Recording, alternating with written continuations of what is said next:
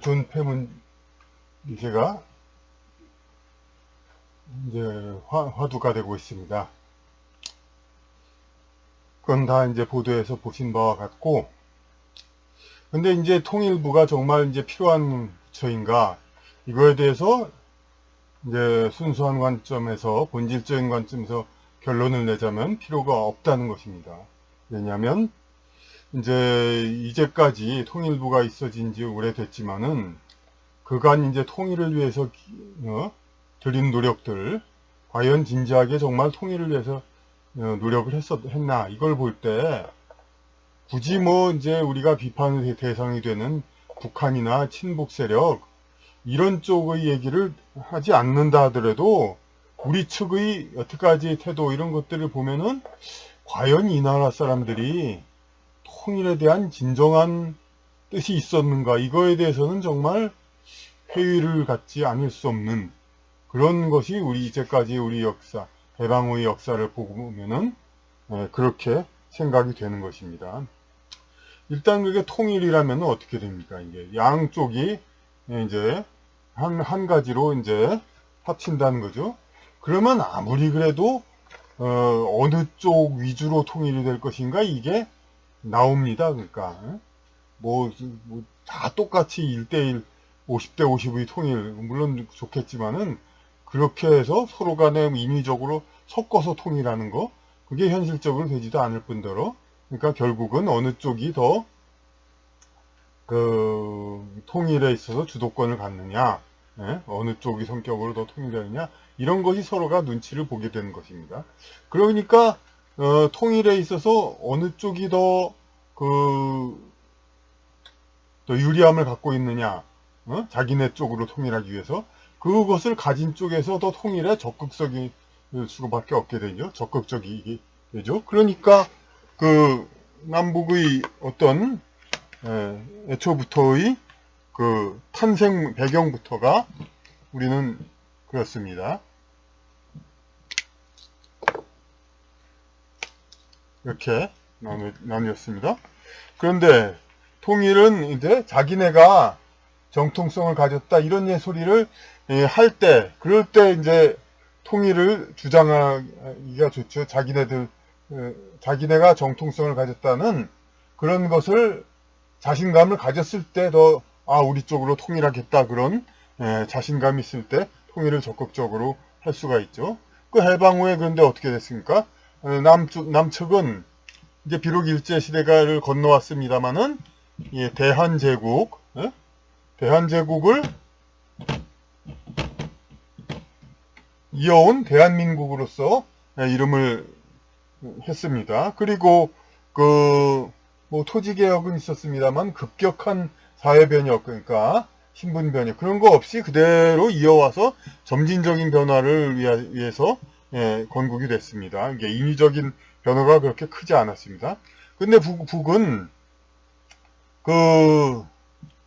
조선이야 어쨌든 간에 그 이전의 이름 가지고 일제가 대한제국을 없애고 조선으로 다시 불렀죠. 그걸 한 건 그렇다 치더라도 일단 공산혁명이라는 데에 한계가 있습니다. 공산혁명은 어떤 겁니까? 공산혁명이란 기존의 지배체제 모든 그것이 부정하다, 잘못됐다는 것을 인정하고, 그러니까 그것을 바꾸려고, 없애려고 하는 것이 바로 공산체제 아닙니까? 그러니까 그것은, 정통성이라는 것을 애초부터 갖기가 어렵죠. 나라를 송두리째 뒤집어 버리고 바꿨는데 그게 무슨 정통성이 있습니까? 그러니까 건국 이후부터 어차피 정통성은 이쪽이 더 대한민국 쪽이 가질 수밖에 없게 되었습니다. 게다가 지금은 이제 가려져 있지만 상당히 건국 세력에는 이제 민족 운동 세력이 상당히 포함되어 있습니다. 대종교라고 해서 말로는 종교지만은 독립운동을 주도했던 그런 세력이 상당히 포진해 있었습니다. 그래서 이제까지 그때는 북진통일 물론 좀 현실적으로 좀 과격하다 할 수도 있죠. 뭐 하지만 어쨌든 그때 북진 통일도 뭐 말할 정도로 자신감이 넘쳤었고 그랬었죠.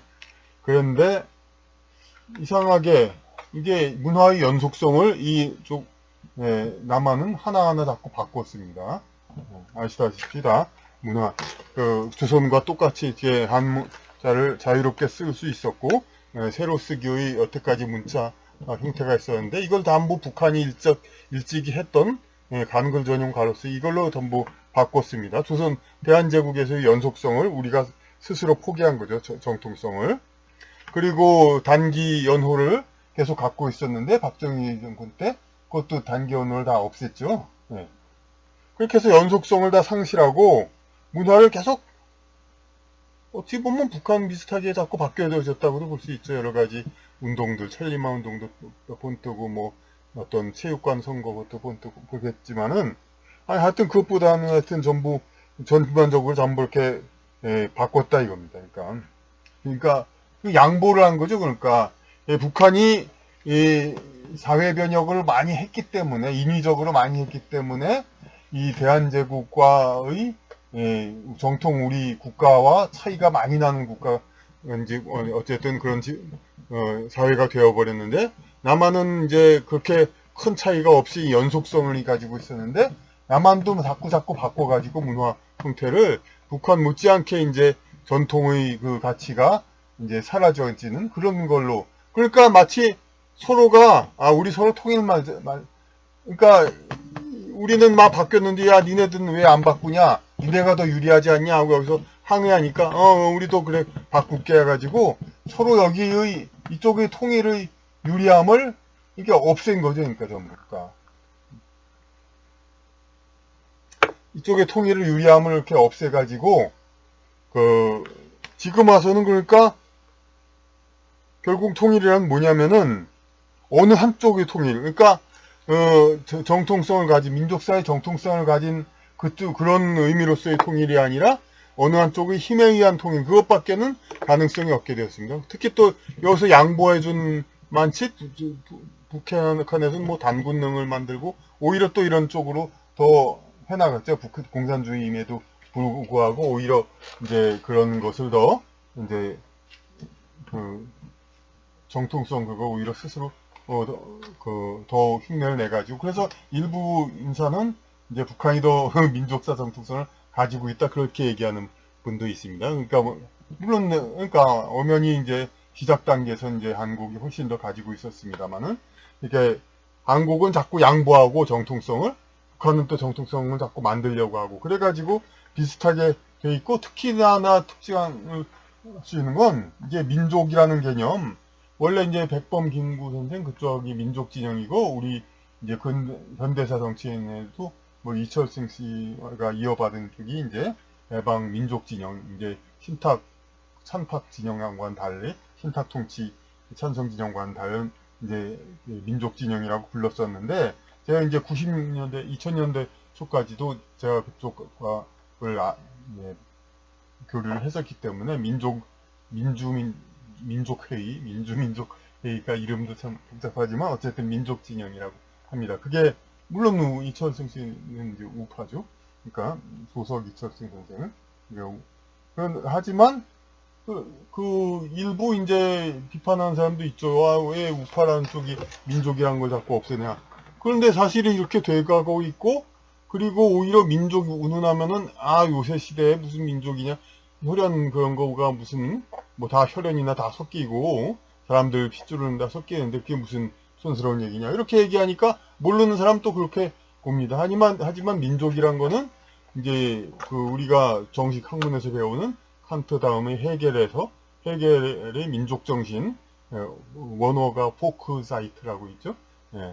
포크사이트 포크스바겐 할 때 포크가 민족이라니까 사이트 정신 그러니까 그 민족 정신이라는 개념은 서양 철학에서도 예전부터 있어 왔고 그리고 이제 이런 혈연을 떠나서 어느 한 영적인 집단이 어느 한 민족 한 지역이나라든지 어느 지역이 이동할 수도 있습니다만 거길 중심으로 이렇게 계속 존재한다는 거, 큰 영적 집단이, 이것은 제가 영륜이라는 말로 이제 이미 얘기한 바 있습니다. 아이륜자.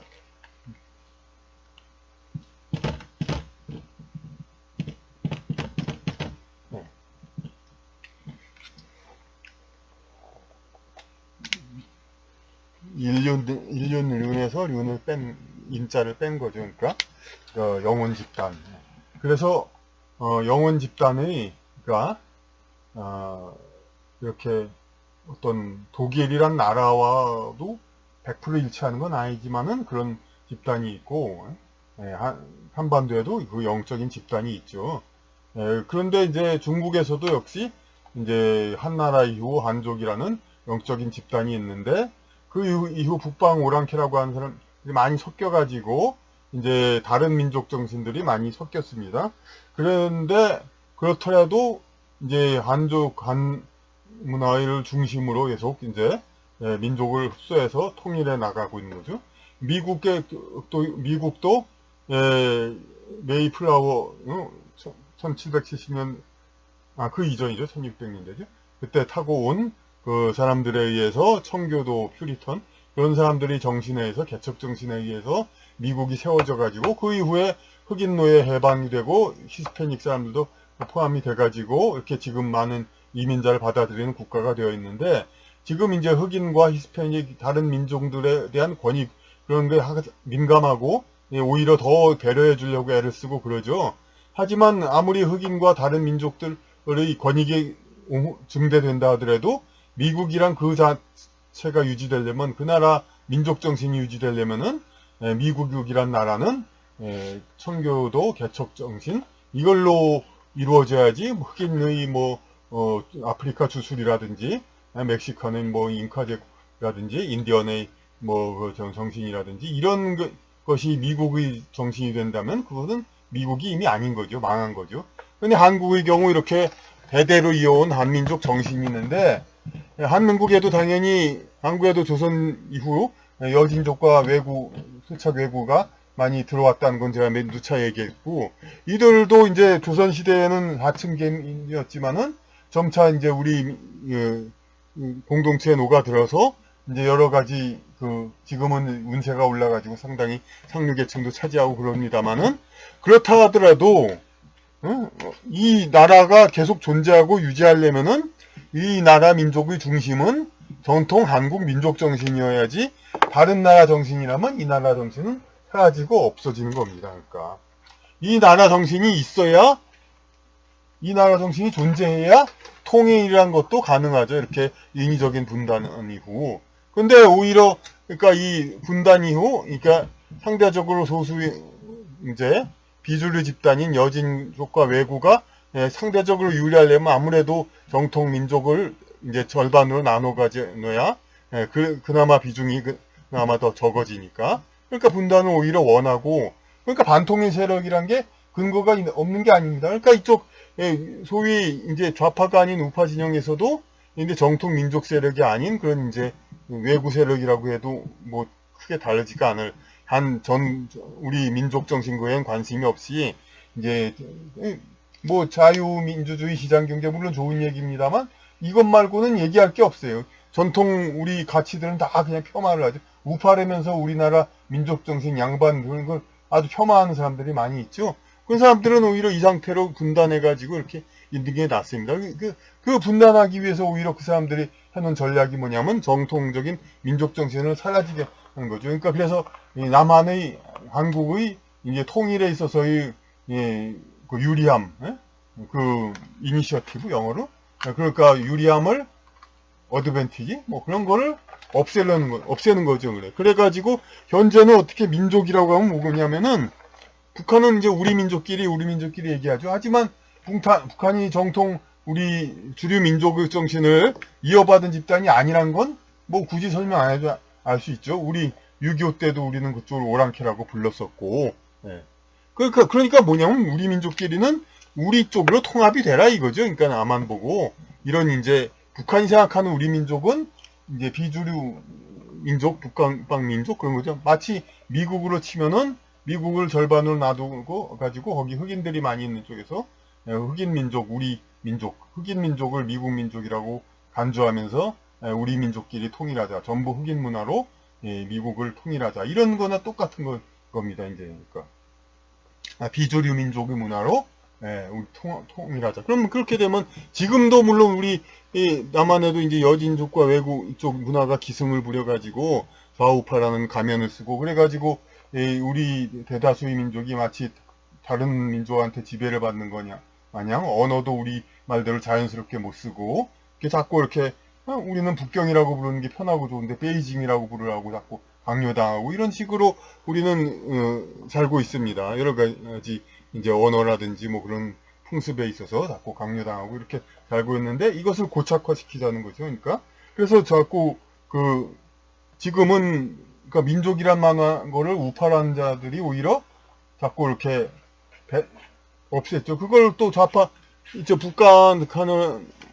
친북이든지 아니면 이쪽 또 말로는 이제 이쪽에서 진보 정권이라도 진보 정권이라고 해서 반드시 친북은 아니죠. 이쪽 내에서 근데 어쨌든 간에 자기들이 이제 정권을 잡으려는 쪽이죠. 이쪽에서도 이제 민족이란 건 다 없애려고 하는 거죠. 이제 그래가지고 노무현 정권 때는 국기에 대한 맹세에서 민족이란 말 없앴죠. 그건 하나의 이제 큰 단계이고 하여튼 민족이란 건 계속해서 이제 아주 이게 진보 정파 이제 절반 민주당 이쪽에서 민족을 주장하는 것도 아니고 아주 소수 그냥 과격 반미분자 그러니까 친북 아주 그냥 노골적인 친북 세력 이런 사람들이나 북한의 우리 민족끼리에 동조해 가지고 이제 민족을 운운하는 걸로 얘기하고 민족을 많이 운운하면 오히려 이제 적화통일 세력인데 그런 쪽으로 오해를 받고 그런 위험도 되는 상황이죠. 그러니까 오히려 민족 개념은 자꾸 편화되고 마치 그냥 이제 위험한 그런 개념 적화통일하잔 말이냐 민족 하면 그런 얘기가 되는 거죠. 그러니까 근데 실질적인 건 우리 민족은 이제 그게 아니죠. 그러니까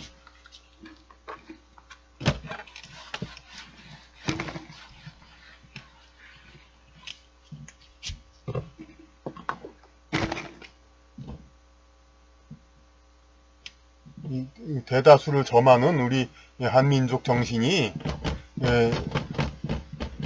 이렇게